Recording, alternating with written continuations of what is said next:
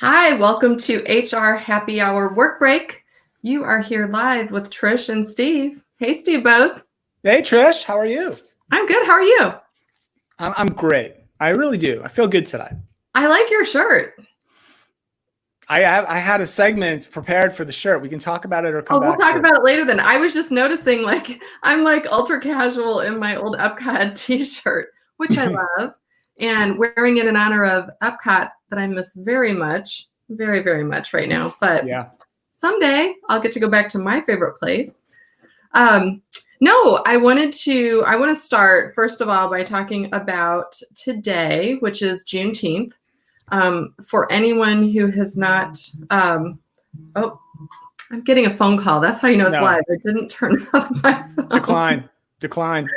I just declined. It was my cousin. Sorry.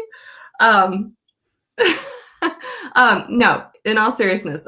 So today is Juneteenth, and what I think a lot of people don't know is that this has been a holiday celebrated by people of color for 155 years. Mm-hmm. But the good news is that because of the times that we're in, as turbulent as they may be, more and more people are becoming educated and educating ourselves on being anti-racist and in celebration of this day and what it means to the people who were enslaved. And so first, I just wanted to say that. And so what I think is a good thing to do on this day is to just spend some time, if you're not as educated as you would like to be or that you need to be, on any matters involving people of color. I think it's just something to do every day, and it's something I've been building into my day for quite a while now, and I just feel like I learn something new every day. But one thing that surprised me, I will say this, I did look up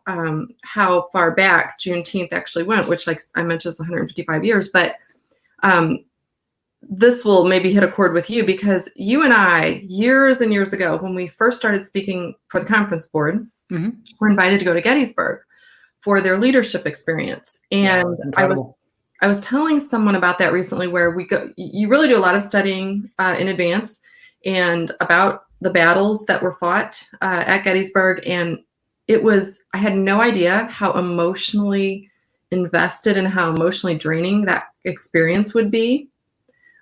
So what was most shocking, and here's where I'd love to hear your thoughts, both on the experience you had in Gettysburg, but, by the time we went through 3 days of learning about it, having studied before, things you don't study in school, more about the people and the reasons and decisions and what happened in the time. By the time that we got to where Lincoln delivered the Gettysburg Address, I think everyone in the group of about 15 of us, we were all crying, literally crying. It was so emotionally draining to think of all the people that were killed and hurt and why. And I don't think that's something that kids get in school. It's not something kids get in school. And so I think a lot of Americans don't know this really kind of horrific side of history. So, but that was a full, that was November 19th, 1863. Juneteenth didn't happen until June 19th, 1865. Okay. So a full year and a half later. And I don't know, I just love to get your thoughts, maybe just for a moment, on your experience at Gettysburg, because I think that's even a starting place for people to start learning about our history of how we ended up where we are and why. I think it was a great experience, and the conference board did a great job with that, kind of helping you understand and connecting the things that were happening during those events, and trying to help you relate them back to your own work life, your own personal life, your own leadership style. It was, learning more about what happened there, and then trying to put that in the greater context of what was happening in the country back then was a great experience. It's we do so many things in our professional lives and have events and experiences, and you meet people and you travel, whatever. But we've done a lot of really cool things, and there's a handful of things that really stand out that you really, really remember and really, I think, impact you longer term. And that certainly was one of them for many reasons. And we could probably maybe we should do a whole normal HR happy hour about that. Maybe we'll track down, I know we had Dick Richardson on not too long ago, who was part of that experience. And we talked about what he's doing with his company around the Apollo program and other things. But maybe we should figure out how to do a show about that Gettysburg experience. I'd love to do that because we could talk about it for 45 minutes. We should revisit it. It was 10 or 11 years ago now. It was a long time ago. At least 10. I had some hair, as I remember. You had a lot of. That was the first time I saw you, and you had a ton of hair. I was like, oh my gosh. No, I think what it is you're right. It's the leadership experience, but it turns out not to be about leadership. It's really about human beings and why we do treat people poorly sometimes, and it's not right. And I think my point being today, it's never too late to learn. It's never too late to change your thinking, your approach, your whatever, and we can all get better. Every single one of us, there's something we can be doing to get better. So I am very glad to say that it's actually recognized by many brands, banks. I did see today and yesterday in some of the news I read that lots of more companies are making this June 19th a paid holiday for their employees. And I think we will see more and more of that as well. I hope we do.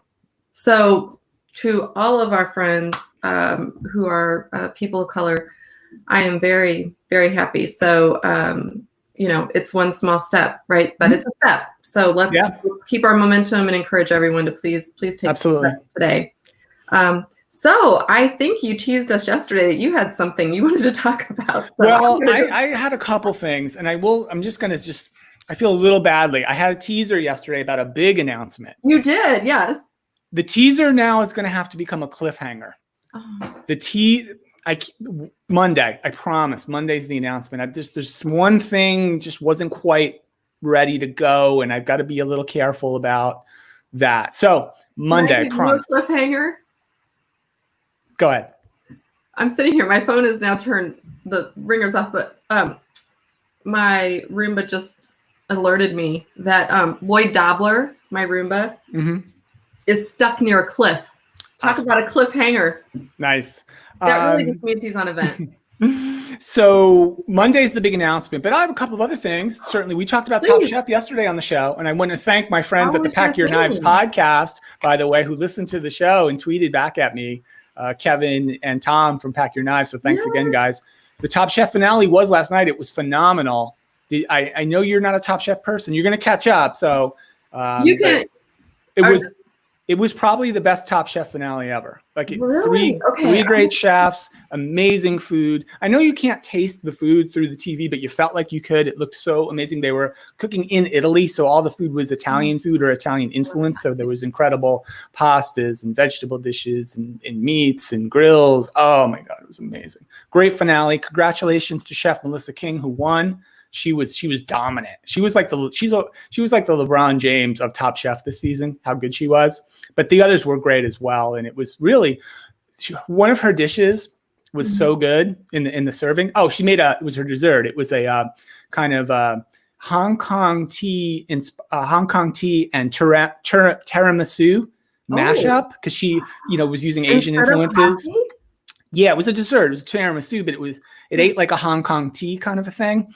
Okay. And one of the guests at the dinner is a very famous butcher in Italy, and I can't remember his name's Dario something, but he's a very, very famous in the culinary world. He's a butcher in Italy, big strapping guy, and he walks around yelling carne because he's the butcher, right? Yeah. He literally was moved to tears by that dessert, how good it was, and how the cultural influences, because Italians love their tiramisu, they love their food, but she interpreted this tiramisu in such a great way, in a moving way, in a respectful way, and the man literally started crying at the table that the food was so good. So it was great episode. So shout out to Top Chef. So that's Can I ask you, my update. You've watched it a long time. Do you learn cooking tips from it? Do you consider yourself like a better cook yourself? Because I'm getting better. I'm watching a lot of cooking. Like during pandemic, I've done so much more cooking because I'm not going out, obviously. Right. And I haven't been doing the takeout thing either.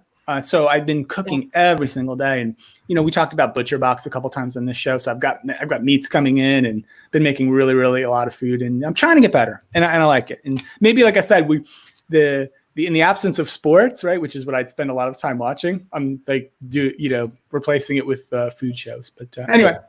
Well, what's your other thing? You said you had a couple things. What else? I want to shout out, we talk a lot about our shirts on this show, Trish. We do? I want to shout out, this is a new shirt. Literally, while I was late to come to join, I knew you sent the link out a few minutes ago. I was cutting the tag off of it. It's literally the first time I've put it on. And so this shirt is from Todd Snyder, who's like, I'm really into Todd Snyder. I've ordered a fair bit of stuff from them lately. Okay. And when I took it out of the box, it just arrived yesterday. When I took it out of the box and I held it up, I'm like, whoa, that is much more pink than I remember ordering on the website.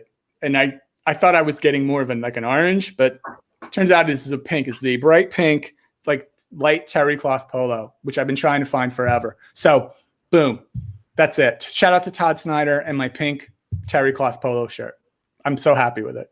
Oh, it's terry cloth. See, I can't tell that. Yeah, it is. It's a light terry cloth shirt. It's good for summer, good for the beach, good for the work break. That was it. Very good. Well, so my only thing, because it's Friday, I'm like show and tell, right? So do you ever go, well, silly question. I was gonna say, do you ever go to the dentist, Steve? Occasionally. Do you know when you go to the dentist and you have your teeth polished, and they always look way better. So I am a huge tea drinker, not so much, I've kind of cut back on coffee, but tea. And, I just live with tea stains because I'm not giving it up. But it got in my head. So I went and had teeth whitening, I don't know, maybe 6 months ago. And the paste that they gave me, the polish afterward that I bought, was kind of grainy, and it reminded me of what you use at the dentist. And I thought, well, I wonder if you can just buy the stuff that you get at the dentist.